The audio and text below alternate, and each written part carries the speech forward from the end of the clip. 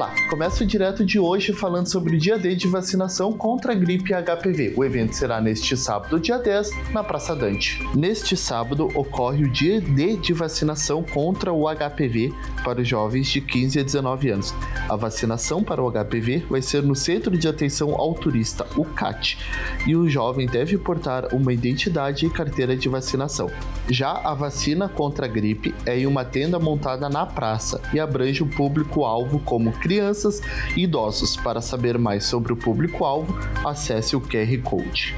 Se chover, a vacinação é na Casa da Cultura. Aliás, é na Galeria de Artes da Casa da Cultura que estreia na sexta a exposição fotográfica de Walter Carvatsky. Os sertões nordestinos vão ganhar novos olhares de pessoas que ainda não o conhecem.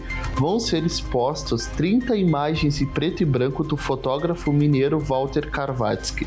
Inspirado por Grande Sertão Veredas de João Guimarães Rosa, a exposição é um trabalho realizado entre os anos de 2014 a 2024, em viagens pelos sertões de Alagoas, Bahia, Pernambuco e Sergipe, nas proximidades do leito do Rio São Francisco.